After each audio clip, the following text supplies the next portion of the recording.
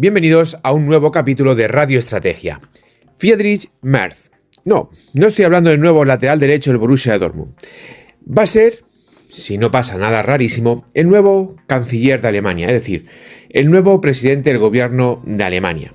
Ayer se celebraron elecciones generales en Alemania, con un resultado que, a estas horas supongo que ya todos sabéis, y este resultado supone un cambio importantísimo en la política de Alemania, no respecto al gobierno actual, sino respecto a, los últimos 20-25 años que han dirigido la política alemana, tanto interior como exterior. Aquí nos vamos a centrar en lo que importa, que es la política exterior y la importancia que ello tiene para Europa. Antes de nada, hay que poner un poquito las cosas en situación, ¿de acuerdo? Un par de minutos. Han obtenido representación una serie de partidos, ha obtenido representación, los voy a traducir a español, ¿vale?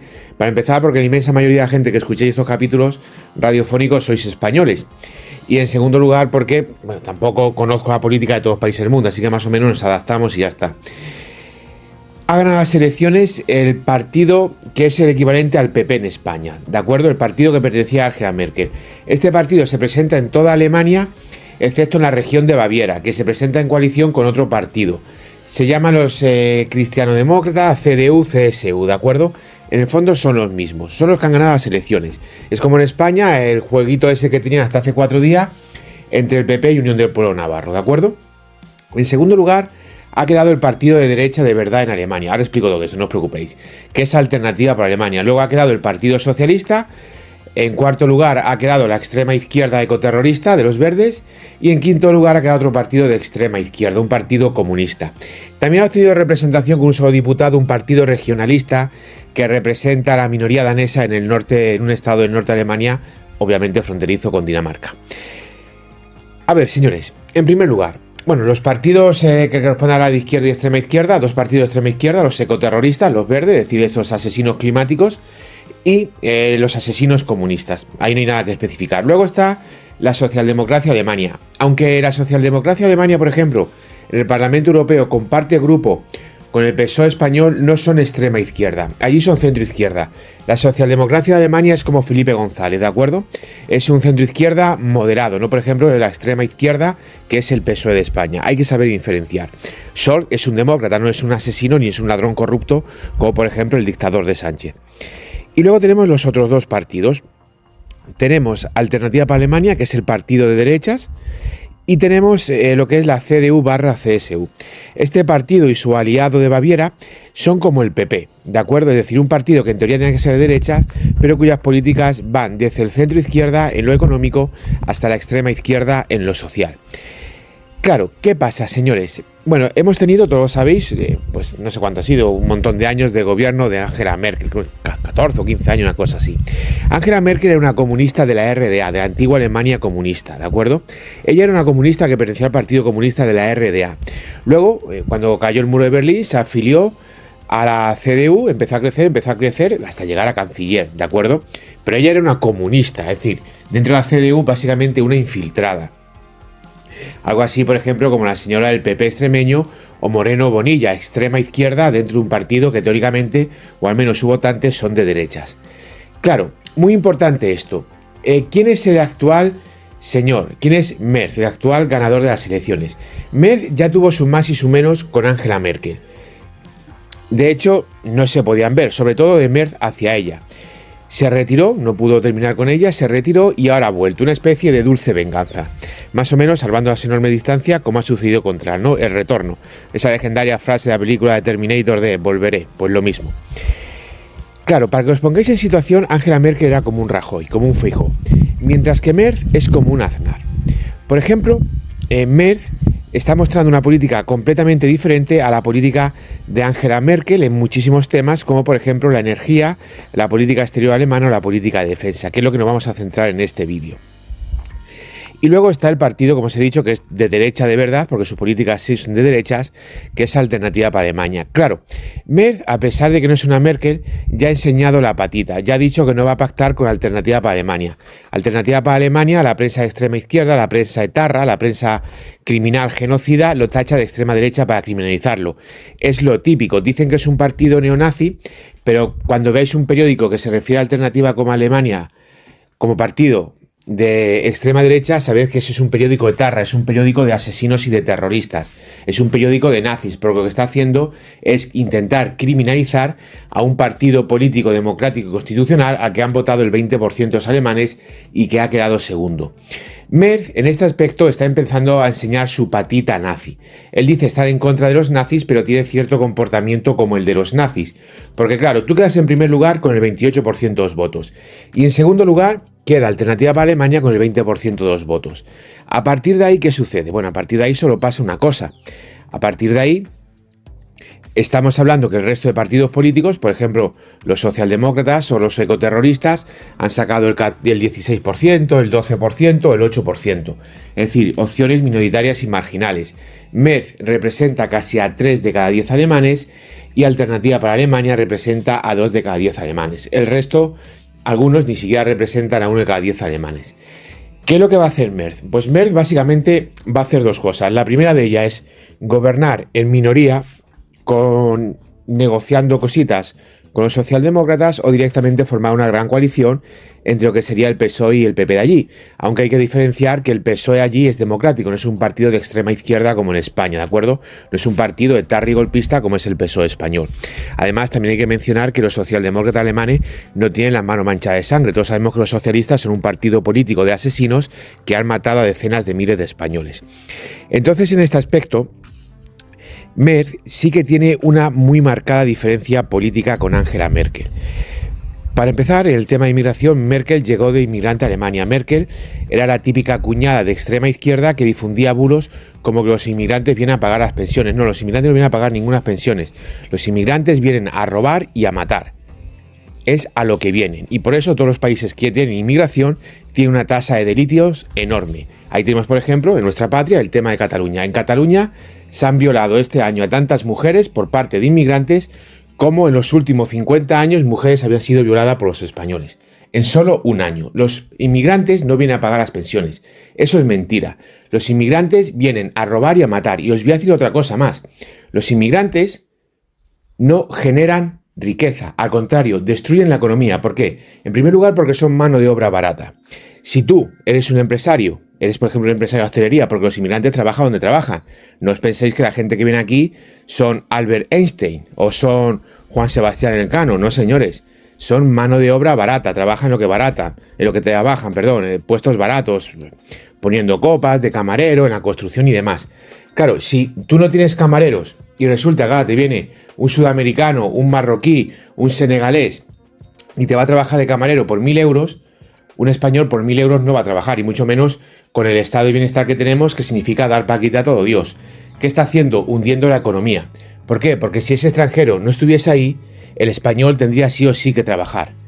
Y claro, el español no te va a trabajar por 1.000 euros, tú vas a tener que pagarle 1.500 euros. Así es como crece un país y así es como la gente tiene capacidad de poder adquisitivo. Sin embargo, si tienes el país lleno de extranjeros, son mano de obra barata que tira los precios, por lo tanto hunde la economía y hunde la capacidad de crecimiento y de riqueza de las familias españolas. Y luego hay un segundo tema, los extranjeros sacan el dinero de España. Los extranjeros son un agujero negro para la fuga de capitales. Un extranjero está trabajando en España y el dinero que ahorra se lo manda a una parte de él a su familia, lo manda a su país. Eso es una fuga de capitales.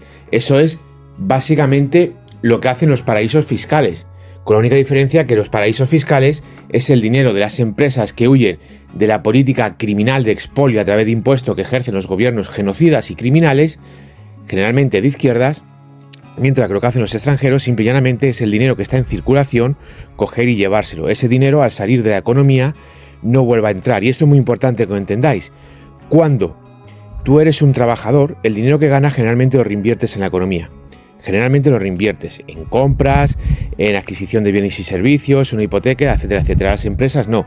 Las empresas el dinero que gana o lo invierten en I+D, o adquirir nuevos equipos, o lo guardan. Es decir, crean su propio fondo, su propio asentamiento. Y en este aspecto, te das un poco igual dónde está el dinero. El dinero de la gente, de los trabajadores, no. Es básicamente lo que mueve la economía. Entonces, en este aspecto, Merz está completamente en contra de esto porque a Alemania le está pasando lo mismo. Merz, por ejemplo, ha dejado muy claro que va a rearmar a las fuerzas armadas alemanas. Merkel, por ejemplo, destruyó completamente a las fuerzas armadas alemanas. Alemania lleva más de 30 años que no es ejemplo de nada, militar todavía menos.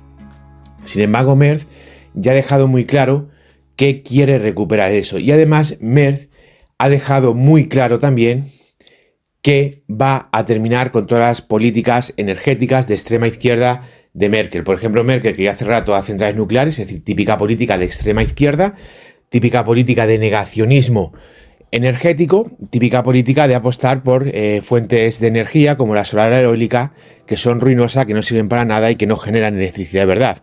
Las únicas fuentes energéticas fiables, aparte de petróleo y gas natural, por supuesto, son las centrales nucleares y las centrales hidroeléctricas, que son las únicas que te garantizan un suministro ilimitado de desarrollo energético. Bien, señores, explicado esto, que es muy fácil de entender, ahora lo que tenemos por delante es ver hasta qué punto va Merz a hacer lo que ha prometido. Merz básicamente, digamos que viene de la escuela de Konrad Adenauer. Konrad Adenauer es el líder político que sacó a Alemania de la Segunda Guerra Mundial y la volvió a convertir en un gran país. De hecho, por ejemplo, no le tembló el pulso a coger a dirigentes de la Wehrmacht, a dirigentes de los ejércitos alemanes durante la Segunda Guerra Mundial, y ponerlo a organizar las nuevas Fuerzas Armadas de la República Federal Alemana. Con lo cual, en este aspecto, es una persona que realmente se puede llamar conservador. Por supuesto, la piedra angular va a ser su política social. Veremos si defiende la vida, si defiende los derechos de la familia, o si, por ejemplo, como hace el Partido Popular de España, es un partido feminista, un partido abortista, es decir, un partido de extrema izquierda. Señores, un punto muy importante que tenemos que tener aquí presente: la política exterior. Merz ayer mismo ya mandó un mensaje muy claro que ellos van a apoyar a Ucrania, que no van a permitir que se trocee Ucrania y que el señor Donald Trump puede meter las narices donde quiera, que Alemania es una potencia económica y no se va a arrodillar ante nadie. Este es un mensaje muy claro. Luego también sería bastante interesante que, por ejemplo, no lo va a hacer, eso ya lo digo yo de antemano, que nadie se ilusione, dijese a Estados Unidos que no va a comprar más F-35, que esos F-35 va a anular el pedido y va a comprar Eurofighter.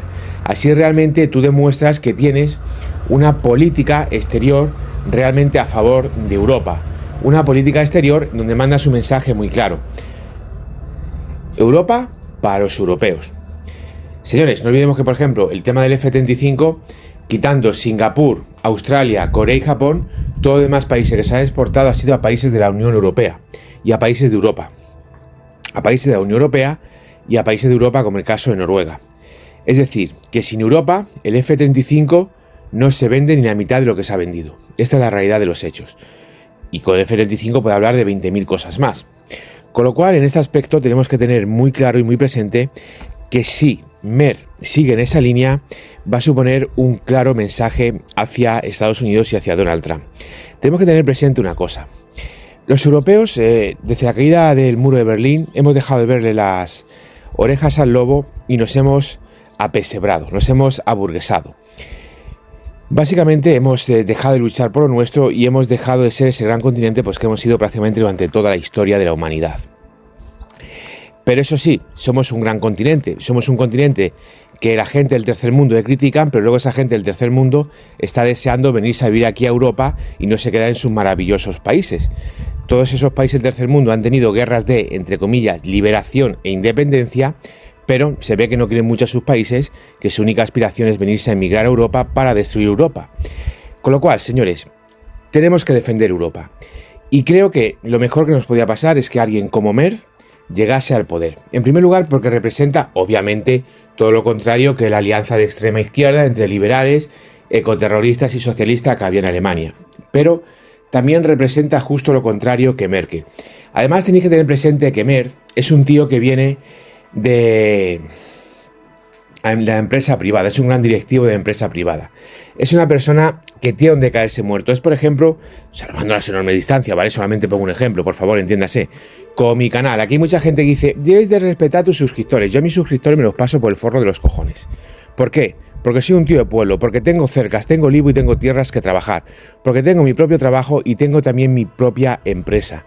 No necesito a YouTube para nada, yo esto lo hago porque me sale de ahí mismo y porque obviamente tengo unos conocimientos que me permiten hacerlo.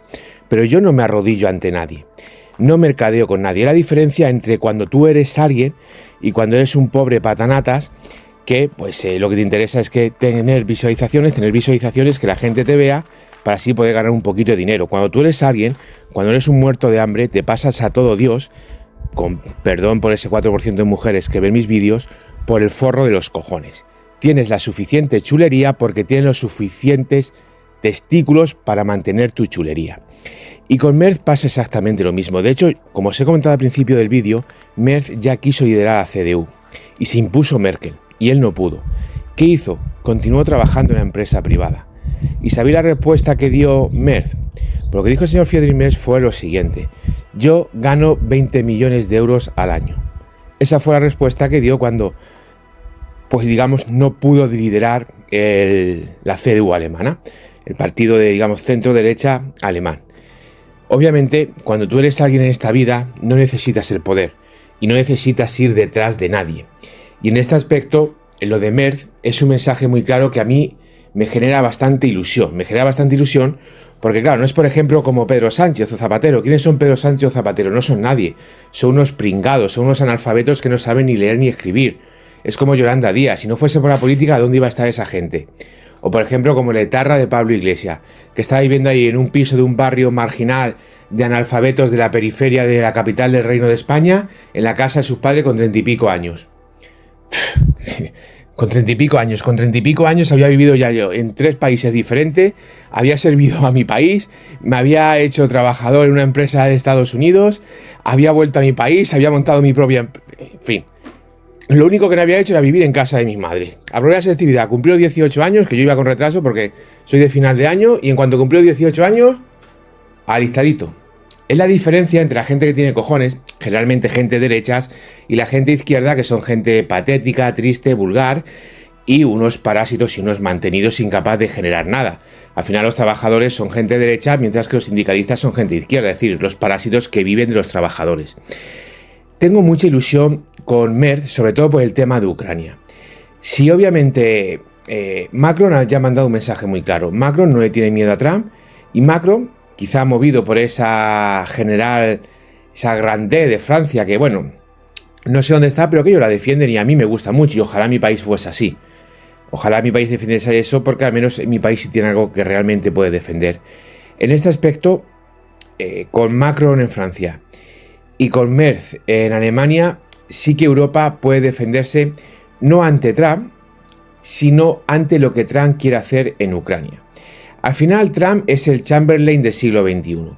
Trump lo que quiere es que Europa se rinda, quedarse con las riquezas de Ucrania y llevarse bien con Putin.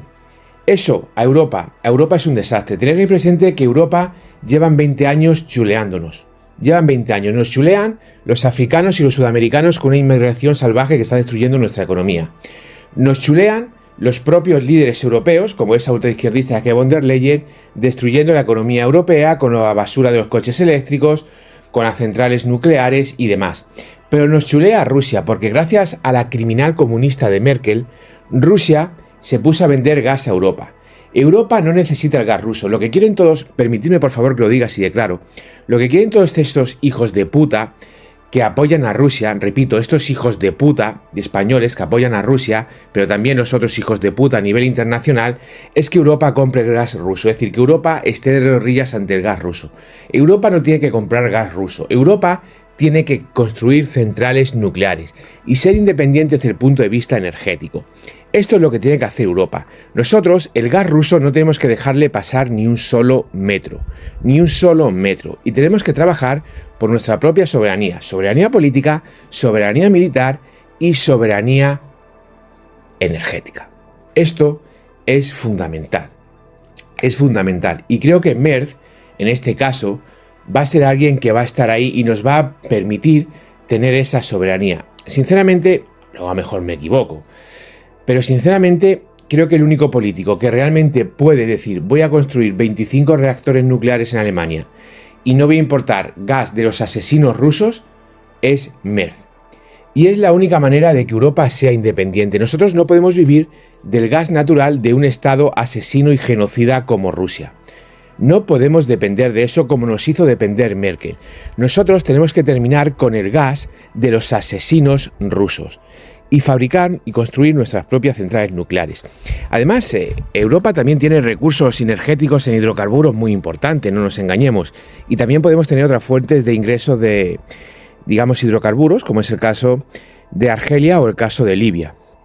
Son cosas que hay que dejar muy claro.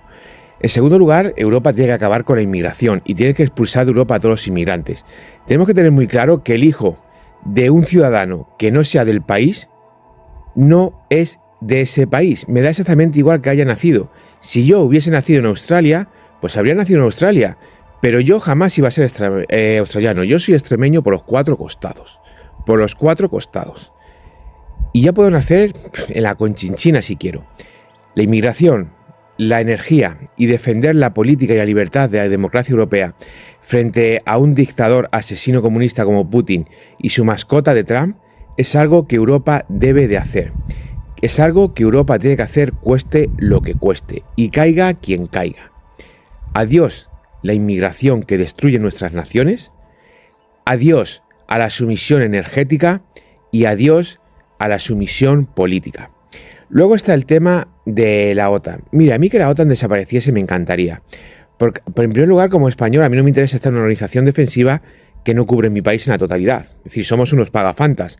La OTAN, por ejemplo, cubre el 100% de Alemania, cubre el 100% de Lituania, el 100% de Polonia, pero no cubre el 100% de Francia, el 100% de España, el 100% del Reino Unido, el 100% de Estados Unidos. Somos unos pagafantas. Entonces, este aspecto a nosotros no tiene cuenta estar en la OTAN. Es decir, yo por qué narices voy a morir por un polaco si un polaco no va a venir a morir por mí. Luego, en segundo lugar, hay que tener presente que la amenaza, ahora mismo, la principal amenaza que tiene Europa es la inmigración. Rusia no es una amenaza para Europa. Rusia no ha podido ni con Ucrania. Imagínate meterse Rusia con Polonia, que tiene Apache y tiene F-35. Es Polonia que termina invadiendo a Rusia. De hecho, Ucrania ha terminado invadiendo a Rusia en Kursk y los rusos ni siquiera han sido capaces de echarla. Rusia no es ninguna amenaza militar. Y Rusia no tiene capacidad ninguna de invadir Europa. Luego puede estar el subnormal ruso de turno que diga, pueden lanzar un misil, si hemos visto todos los misiles que están lanzando en Ucrania. No les sirven ni para limpiarse el culo los ucranianos con los misiles rusos. La realidad es que las bravuconadas son cosa de eso, de escoria, de bravucones, como todos estos sudamericanos que insultan a Europa y luego está en el aeropuerto de Baraja intentando entrar en Europa porque en su país el único que tienen son piojos y morirse de hambre. Pero eso sí, ellos insultan a Europa e intentan reírse de Europa. ¿Qué te vas a reír de Europa muerto de hambre si eres un piojoso que no tiene donde caerte muerto y estás deseando entrar en España? El insulto se responde con insulto y con contundencia a la tiranía, señores. Y esto todos los españoles tenéis que comprenderlo. Contundencia total. Jamás hay que dejarse avasallar. Jamás. Jamás, señores, jamás. Si se cede un centímetro, acabará cediendo todo el camino. Jamás hay que dejarse avasallar. Nunca. Nunca, señores. Nunca. Ni por los de fuera, y por supuesto, por los de dentro tampoco. Nunca. Entonces, como estaba diciendo, señores, la llegada de Merz supone, en primer lugar, lo mejor que podía pasar. Ojo, esto no quita que ahora se vaya a bajar los pantalones y, digamos, no cumpla ni la mitad de lo que ha prometido. A ver qué es lo que sucede, eso también tenemos que tenerlo presente. Para empezar, ya he dicho que se comporta como un pequeño nazi, porque, claro, él dice que alternativa para Alemania, pues digamos que tiene rasgos neonazis. Bueno, el principal rasgo neonazi es no aceptar la voluntad del pueblo expresada en las urnas.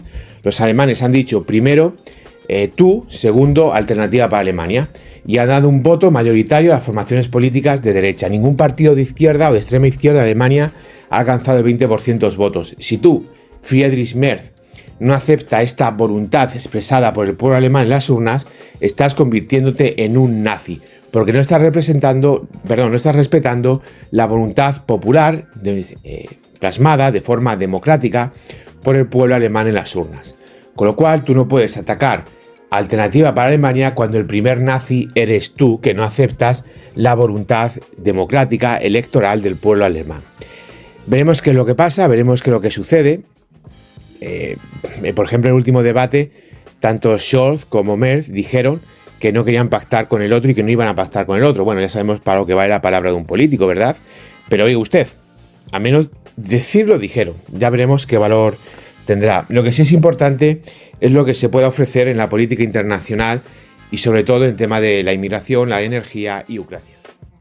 Luego, por supuesto, que tiene el frente interno con la destrucción de la economía que ha llevado a cabo ese dúo dinámico formado por von der Leyen y la anterior presidenta de Alemania, el anterior canciller Scholz, pero más allá de eso, que a nosotros obviamente no nos preocupa porque esto es estrategia de televisión y aquí vamos a lo que vamos, sí que es muy importante lo que pueda pasar en el aspecto exterior. Al final, si miráis Europa, nosotros militarmente tenemos de todo. Lo único que no tiene Europa es el tema de los bombarderos nucleares de baja visibilidad al radar.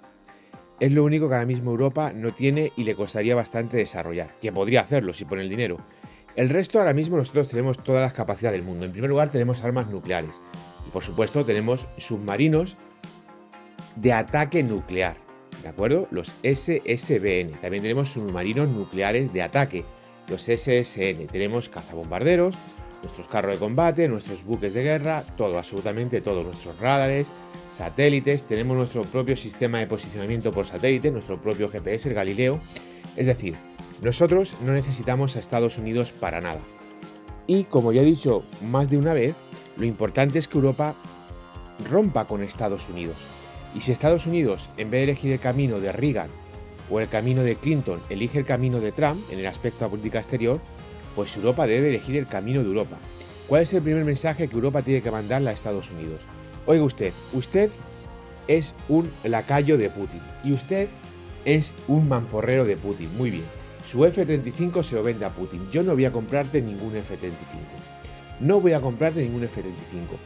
Estados Unidos ha vendido cientos y cientos de F-35 a Europa y más que le va a vender. No, oiga usted, la política de Donald Trump es American First, es decir, América primero. Perfecto, la comparto y la defiendo. Y obviamente, como la comparto y la defiendo, España first, Alemania first. Bueno, el Reino Unido lo dejamos aparte. Francia first, Italia first. Todos primero. Primero nosotros, primero lo nuestro. Lo he dicho 1.000.000 de veces, el tema de los aranceles.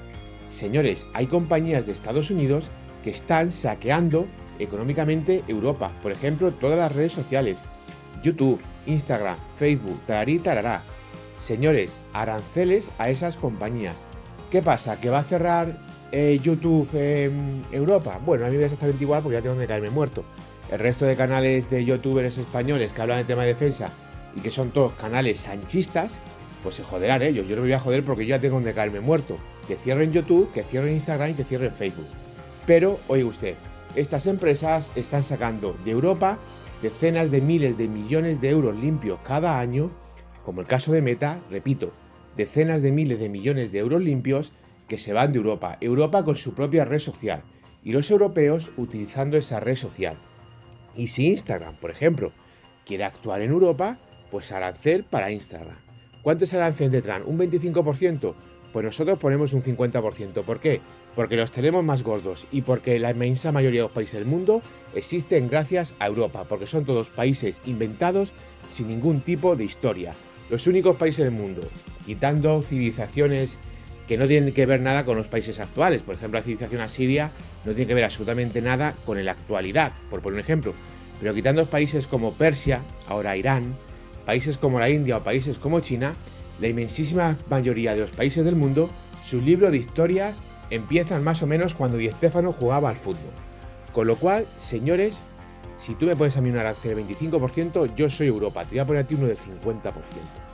Es lo que tenemos que hacer, porque además las empresas estadounidenses, que tienen un gran dominio mundial, han estado siempre muy por delante de las empresas europeas, y muchas empresas europeas han fracasado para beneficio de las empresas estadounidenses. Recordad, por ejemplo, que los decenas de miles de millones de euros que Europa ha invertido en el F-35, que Europa ha invertido en los M60 y en los Abrams, o que Europa ha invertido antaño en los F-16, es dinero que Europa ha perdido. Tú imagínate cómo sería la defensa europea si en vez de haber tenido Europa más de 400 F-16, Europa hubiese tenido más de 400 Mirage 2000, por ejemplo. O si, por ejemplo, España, en vez de haber cogido y haber comprado los Super Sabre, o luego posteriormente haber comprado los F5, España hubiese seguido desarrollando el Saeta, no hubiese tirado para atrás el Alacrán, o hubiese seguido apostando por el Casa AX. Es otro ejemplo que os pongo. O por ejemplo, lo que hubiese crecido Alemania, si Alemania, en vez de ir a comprar el F-35, si Italia en vez de ir a comprar el F-35, y si el Reino Unido en vez de ir a comprar el F-35, España como siempre haciendo el subnormal, pues hubiesen dicho, no señores, es que después de Eurofighter ahora vamos a desarrollar un caza de quinta generación. No vamos a comprar tu F-35. Y cuando a principios de siglo se terminó el Eurofighter y se puso en producción, en vez de haberse quedado cruzado de brazos, estos países ahora desarrollar el quinta generación. Y ese quinta generación ya estaría en servicio. Hubiese entrado en servicio aproximadamente por el 2015. Señores, son los números, son los datos y son las realidades. Europa tiene que defenderse. Y realmente la mejor oportunidad que tenemos ahora mismo es esa. Esa y aprovechar el tironcillo de Macron. Porque como tengamos que depender de la von der Leyen, señores, que Dios nos coja fusilados. Sí, fusilado que nos van a fusilar. Que Dios nos coja confesado. Porque como tengamos que depender de ese ser de extrema izquierda, pobre Europa. Pobre Europa. Aunque bueno, dicen que en el fondo no hay nada mejor que renacer de sus cenizas. De la época más oscura de España, nació la España que conquistó y dominó el mundo. Pues oiga usted, a lo mejor que puede pasar a Europa es que todo acabe volando por los aires, que este maravilloso continente se llene de gente del tercer mundo y que se monte aquí una guerra a gran escala, que echemos al invasor como tantas veces le hemos echado y que volvamos a construir esa gran Europa de naciones. Y oye, si encima esa gran Europa de naciones es capaz de defender la Comunidad Económica Europea y esos acuerdos tan importantes para nosotros, respetando la soberanía de las naciones, que era la Europa de Konrad Adenauer, la Europa de la cristiandemocracia italiana y la Europa que tan rico y próspero nos hizo a todos los europeos, mejor que mejor. Muchísimas gracias a todos por estar ahí y escuchar este capítulo radiofónico centrado en las elecciones alemanas y sobre todo la parte que os importa, que es su repercusión, sus consecuencias para Europa, para la Unión Europea y para la OTAN. Muchísimas gracias a todos.